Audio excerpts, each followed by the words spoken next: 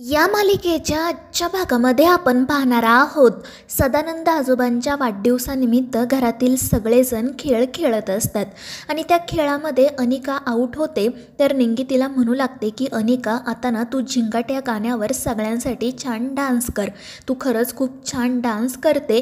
त्यामुळे अनिका ही खुश होते आणि डान्स करायला तयारही। आणि मग त्यानंतर ती राजनला आणि त्या रागिणीला देखील तिच्यासोबत डान्स करायला सांगते। ते दोघेही आनंदाने अनिकासोबत डान्स करत असतात आणि त्या तिघांना पाहून घरातील सगळ्यांनाच खूप छान वाटतं। कमळी देखील मनाशी म्हणत असते की अनिका किती लकी आहे, कारण तिच्यावर प्रेम करणारे आई बाबा तिच्या जवळ आहेत। देवाने या तिघांना नेहमी असंच आनंदात ठेवायला हवं। त्यानंतर आपण पाहतो की खेळाला पुन्हा सुरुवात होते आणि यावेळी कमळी आऊट होते। त्यानंतर सगळेजण तिला म्हणू लागतात की कमळी आता तू एखादं छान गाणं गा। मात्र कमळी म्हणते की मला गाणं तर गाता येत नाही, मात्र मी एक छान ओवी गाऊ शकते। आणि त्यावेळी अन्नपूर्णा आनंदाने म्हणते की ठीक आहे कमळी, मग आता तू एखादी छान ओवीच म्हण। आणि मग कमळीसुद्धा एक ओवी गायला सुरुवात करते। सगळेजण अगदी मन लावून कमळीची ती ओवी ऐकत असतात। रागिनी, कामिनी आणि अनिका मात्र एकमेकींकडे हसतच बघत असतात। आणि मग त्यानंतर ओवी गाता गाता कमळीला तिच्या वडिलांची आठवण येते आणि तिचे डोळे नकळतपणे भरून येतात आणि ही गोष्ट राजांच्या लक्षात येते। तो कमळीला म्हणत असतो की बाळा अशी नाराज होऊ नको, अगं मी जसा अनिकाचा बाबा आहे ना तसाच तुझासुद्धा बाबा आहे। आणि राजांचे हे शब्द ऐकून सगळ्यांनाच धक्का बसतो। अनिका तर खूपच चिडते, तर राजन पटकन म्हणतो की मला तसं म्हणायचं नव्हतं, मला कमळीला फक्त एवढंच सांगायचं होतं की जसा मी अनिकाचा बाबा आहे तसाच मी तिच्यासाठी सुद्धा बाबासारखाच आहे। आणि त्यावर कमळीही हो म्हणते। त्यानंतर मग आपण पाहतो की ऋषी सगळ्यांना एकत्र घेऊन येतो आणि मग त्या सगळ्यांसोबत डान्स करायला सुरुवात करतो। सगळेजण आनंदाने एकमेकांचा हात हातात घेऊन डान्स करत असतात, पण तितक्यात नयनतारा त्या ठिकाणी येते। हे सगळं काही पाहून ती तर खूपच वैतागते आणि ऋषीला म्हणू लागते की हे काय चाललंय। तर ऋषी तिलासुद्धा त्या सगळ्यांमध्ये सामील करून घेतो, पण त्यावेळी ती नयनतारा नेमकी कमळीच्या जवळ उभी असते, त्यामुळे तिला कमळीचा हात हातात घ्यावा लागतो आणि मग ते सगळेजण छान डान्स करू लागतात। त्यानंतर आपण पाहतो की कमळी खूप पुढे पुढे करत असते आणि ही गोष्ट अनिकाला सहन होत नाही। ती चिडून रागिणीला आणि कामिनीला म्हणत असते की माझ्या ग्रँडपाचा वाढदिवस आहे ना, मग या कमळीचं काय आहे, ती सतत इतकी पुढे पुढे का करत असते। आणि त्यावेळी रागिणी म्हणते की मला सुद्धा ना आता या मुलीचा कंटाळा आला आहे, तिच्या डोक्यात नेमकं काय सुरू आहे काय माहिती, आणि हे सगळं ना फक्त आणि फक्त माझ्या सासूमुळे घडतंय, तिनेच या कमळीला अगदी डोक्यावर बसवून ठेवलंय। आणि त्यावेळी अनिका म्हणते की मॉम तू काही काळजी करू नको, आता तू बघच मी या कमळीला गावछापला कसा धडा शिकवते ते। आणि मग त्यानंतर ती घरातच काम करणाऱ्या एका सर्वंटला बोलावून घेते आणि त्याला एक प्लॅन सांगते। मात्र तो सर्वंट खूपच घाबरतो, पण अनिका त्याला धमकी देत म्हणते की मी सांगितलंय त्याप्रमाणे सगळं करायचं, आणि त्यावर तोही हो म्हणतो आणि तेथून निघून जातो। रागिनी आणि कामिनी मात्र खुशाल अनिकाला शाबासकी देत असतात। आणि मग त्यानंतर आपण पाहतो की कमळी अन्नपूर्णासाठी ज्यूस घेऊन चाललेली असते। अनिका एके ठिकाणी लपून तिच्यावर लक्ष ठेवत असते। तितक्यात नयनतारा फोनवर बोलत त्या ठिकाणी येते आणि मग अनिका त्या सर्वंटला इशारा करते, तर तो सर्वंट मुद्दाम तिकडे ज्यूस घेऊन जाणाऱ्या कमळीच्या पायामध्ये झाडू टाकतो, त्यामुळे ती तोल जाऊन खाली पडते आणि तो जो ज्यूसचा ग्लास असतो तो त्या नयनताराच्या साडीवर जाऊन सांडतो। त्यामुळे नयनतारा खूपच चिडते, मोठ्याने कमळीवर ओरडते आणि त्यामुळे कमळी घाबरते। तितक्यात अनिका तिथे येते, ती म्हणत असते की नयनतारा आंटी तुमची ही साडी खूप महाग असेल ना, या गावछापला अक्कलच नाही आहे, हिला सतत असं पुढे पुढे करायची सवयच लागली, पण तुम्ही काळजी करू नका मी तुम्हाला मदत करते। आणि मग ती नयनताराला तेथून घेऊन जाते। मात्र या गोष्टीमुळे नयनताराचा त्या कमळीवरचा राग अजूनच वाढलेला असतो आणि त्यामुळे कमळीसुद्धा घाबरून जाते। मग ती निंगीकडे जाते, तिला घडलेला सगळा प्रकार सांगते, पण निंगी म्हणत असते की अगं कमळे चुकून त्यांच्या साडीवर ज्यूस सांडला ना, मग तू इतकी का घाबरतेस, आणि फक्त ज्यूसच सांडला, काही गरमागरम तेल त्यांच्या अंगावर पडलं नाही।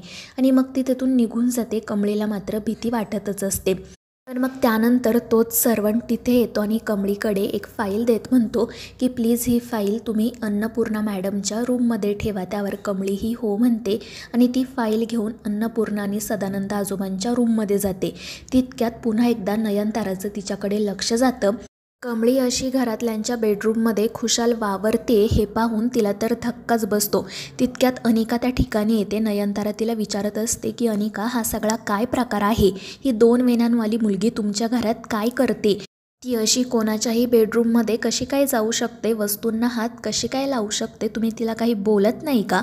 आणि त्यावेळी अनिका नाटक करत नयनताराला म्हणू लागते की तुम्हाला तर माहिती आहे ना, ही कमळी किती गरीब आहे ते. तिने इतकी श्रीमंती कधीच बघितलेली नाही आहे.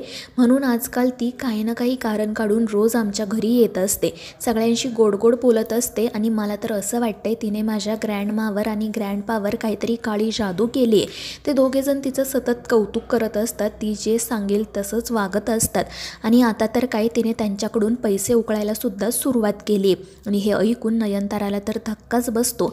तर अनिका तिला हे सुद्धा सांगते की त्या दिवशी या कमळीने तिचं पैंजण तुटल्याचं नाटक केलं आणि माझ्या डॅडकडून एक नवीन पैंजण गिफ्ट म्हणून घेतलं. आणि हे सगळं काही ऐकून नयनताराच्या मनात कमळीविषयी जो राग असतो तो अजूनच वाढतो. त्यामुळे अनिका खुश होते. त्यानंतर आपण पाहतो की सगळेजण हॉलमध्ये एकत्र जमलेले असतात. राजनने त्या ठिकाणी प्रोजेक्टरही लावलेला असतो आणि त्यावर हॅपी बर्थडे बाबा असं लिहिलेलं असतं. आणि मग तो बोलायला सुरुवात करतो. तो म्हणत असतो की आज माझ्या बाबांचा वाढदिवस आहे आणि म्हणूनच आज मी त्यांना एक खास असं गिफ्ट देणार आहे आणि ते गिफ्ट असणार आहे आमच्या सगळ्यांच्या जुन्या आठवणी. आणि ते ऐकून सगळेच जण खुश होतात. आणि मग राजन त्याला त्याच्या बाबांविषयी जे काही वाटतं ते अगदी भरभरून बोलू लागतो. त्याचं ते बोलणं ऐकून सदानंदाला आणि अन्नपूर्णाला खूप छान वाटतं. त्याचा अभिमान वाटतो. रागिनी, कामिनी आणि अनिका मात्र तोंड पाडूनच बसलेल्या असतात. आणि मग त्यानंतर आपण पाहतो की राजन लाईट ऑफ करायला सांगतो आणि मग त्या प्रोजेक्टरवर जुने फोटो, जुने व्हिडिओ सुरू होतात. ते सगळे जुने फोटो व्हिडिओ पाहून सगळ्यांच्या चेहऱ्यावर एक छानसं हसू येतं. सगळेजण त्या जुन्या आठवणींमध्ये रमून जातात. अनिकाला मात्र ते बोर वाटत असतं. त्यामुळे ती तेथून निघून जाते. तर अन्नपूर्णा कमळीला सांगते की हे बघ, जेव्हा लाईट्स सुरू होतील ना तेव्हा आपल्याला इथे केक घेऊन यायचा आहे. आजोबांना सरप्राईज द्यायचा आहे.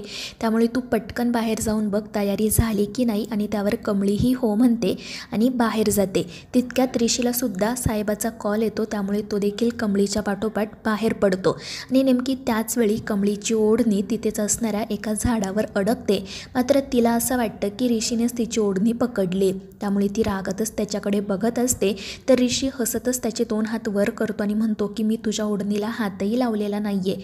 त्यामुळे कमळीच्या लक्षात येतं की तिची ओढणी झाडांमध्ये अडकली आहे आणि मग ती ओढणी काढू लागते. मात्र तिच्या हाताला काटा टोचतो. त्यामुळे ऋषी तिला थांबायला सांगतो आणि मग तो स्वतः तिची ओढणी काढून देतो. आणि त्यावेळी कमळी एकटक ऋषीकडे बघतच असते. पण मग ती जेव्हा पाहण्यावर येते तेव्हा पटकन तेथून निघून जाते. तर ऋषी साहेबासोबत फोनवर बोलायला सुरुवात करतो.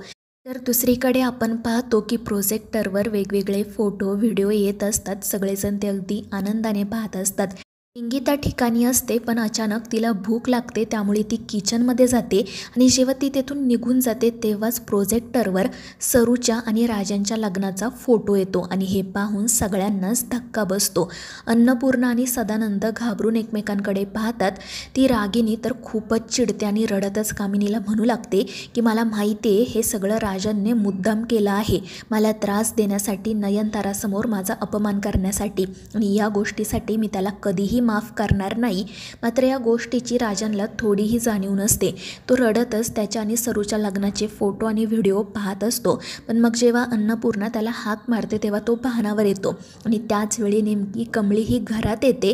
परंतु त्यावेळी ती प्रोजेक्टरकडे पाठ करून उभी असते. तर मित्रांनो, या मालिकेच्या पुढील भागांमध्ये आपण पाहणार आहोत कमळी सदानंद आजोबांसाठी एक छान असा केक घेऊन येते. पण त्यावेळी कामिनी म्हणत असते की काय गं कमळी, तुला इतकंही कळत नाही का? माहिती आहे ना तुला की माझ्या दादाला हात उचलता येत नाही, मग तो हा केक कसा कट करणार? पण कमळी म्हणते की तुम्ही काळजी करू नका, आज आजोबा स्वतःच्या हाताने केक नक्की कट करतील.